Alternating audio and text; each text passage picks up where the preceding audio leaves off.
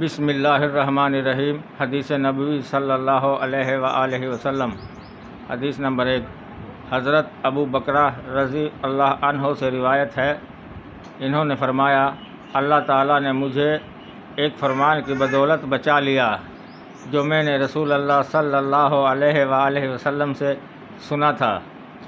جب شاہ ایران کسریٰ مر گیا تو آپ نے پوچھا، ان لوگوں ایرانیوں نے کسے جانشین بنایا ہے؟ لوگوں نے کہا، اس کی بیٹی کو۔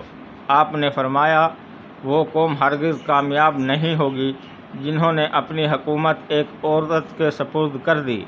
حدیث نمبر 5390، کتاب سنن نسائی، درجہ صحیح۔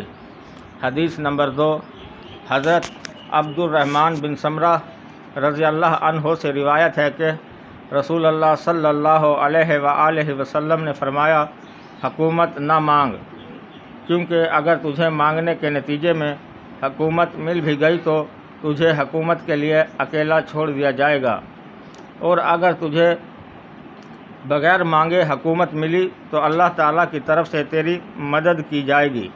حدیث نمبر 5386، کتاب سنن نسائی، درجہ صحیح۔ حدیث نمبر 3، حضرت عائشہ اور حضرت ابو ہریرہ رضی اللہ عنہما سے روایت ہے کہ رسول اللہ صلی اللہ علیہ وآلہ وسلم جب قربانی کرنا چاہتے تو 2 بڑے بڑے موٹے تازے سینگوں والے چت کبرے اور کھسی مینڈھے خریدتے، ایک اپنی امت کی طرف سے ذبح فرماتے، یعنی امت کے ہر اس فرد کی طرف سے جو اللہ کی توحید کی گواہی دیتا ہو اور نبی صلی اللہ علیہ وآلہ وسلم کے پیغام پہنچانے اور رسول ہونے کی گواہی دیتا ہو، اور دوسرا محمد صلی اللہ علیہ وآلہ وسلم کی طرف سے اور محمد صلی اللہ علیہ وآلہ وسلم کی آل کی طرف سے ذبح کرتے ہیں۔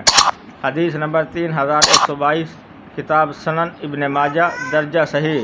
ناظرین کرام، مزید اسلامی ویڈیو دیکھنے کے لیے ہمارے چینل کو سبسکرائب کریں اور بیل آئیکن دبائیں۔